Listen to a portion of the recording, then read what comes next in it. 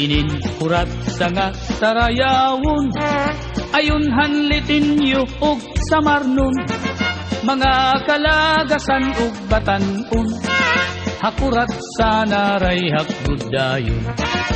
Labi na ang mga bisita, nag-aandam manira igagala, may dabog ngan may sinsilyo pa, may binutok na inandam habulsa. Hala na sigi kita, an mayor ngan an hermana, nasayaw na hiran kurat sa upod ang sunatahan banda. Hala na sigi kita, an mayor ngan an hermana, nasayaw na hiran kurat sa upod ang sunatahan banda.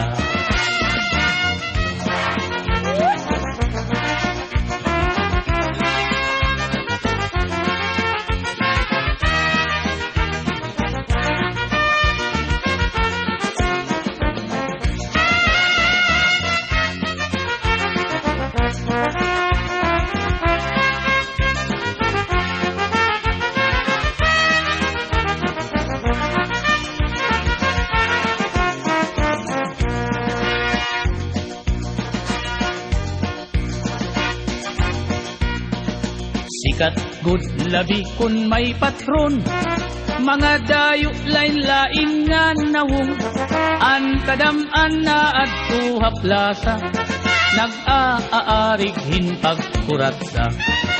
Sikat good ini nga sarayawon, halabi nga mga okasyon, mga kalagasan ug batanon, kurat sa gudlaan ira ayon. Hala na sigi kita, kay nasayaw na ang bisita, maupay an pamustura, kay damo hayaan nagala. Hala na sigi kita, kay nasayaw na ang bisita, maupay an pamustura, kay nagkakalupad ang kwarta.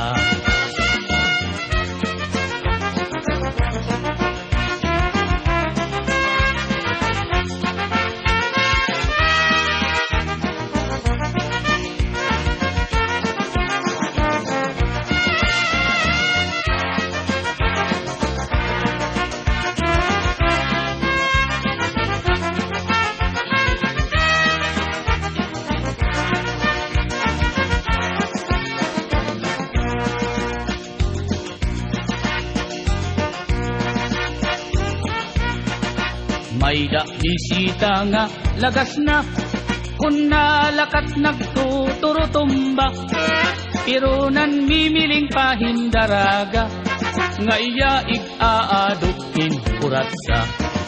Mga tao kinan gipausa, kay an lagas nag-iba an porma, pagsayaw la niya kuratsa, nagluluhod-luhod nga nadupa. Hala na sigi kita, kay nasayaw na ang bisita, maupay ang pamustura, kay damo hayaan nagala.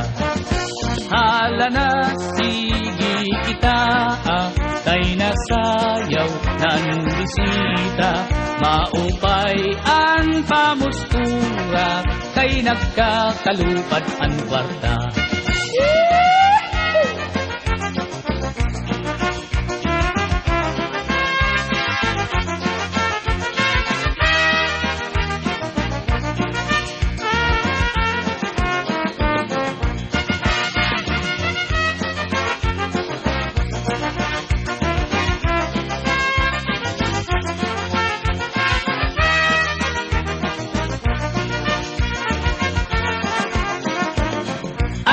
ay nakikita, nakikita.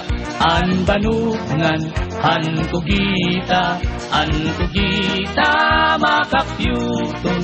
An banu madinagit nun, ay nakikita, nakikita.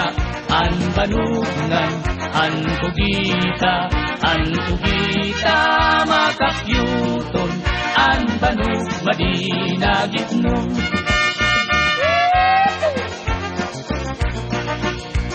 Magkasangkayan, adina, anak